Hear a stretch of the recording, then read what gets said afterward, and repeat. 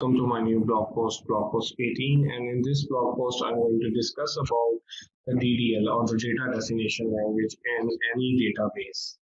So, when I talk about the database data definition languages, or shortly DDL, these are actually used to define database structure or pattern.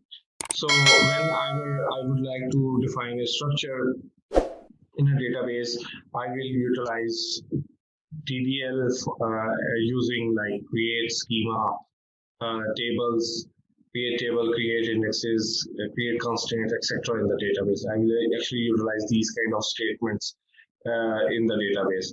Using the DDL statements, you can actually create the skeleton of the database, not the data in itself. So basically, you are creating a metadata. Data definition language is actually used to store the information of the metadata like the number of tables and schemas, their names, indexes, columns in each table constant, etc.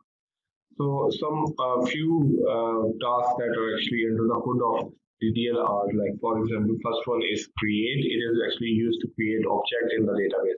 When I talk about the object, it means any table, any index, any view, any store procedure.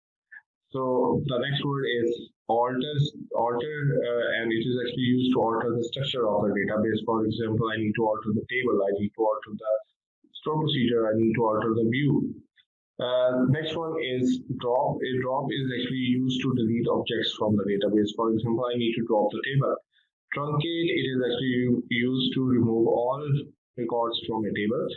Uh, so you can actually utilize it to remove all the data in one go from the table. Then another one is renaming or the rename, and this is actually used to rename any object. I would like to rename the table name. I can utilize the rename function. The last one is actually comment.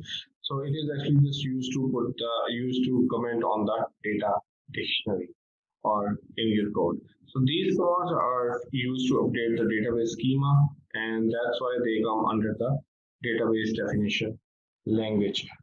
Every language that is actually adopting DDL may have their own flavor of these commands.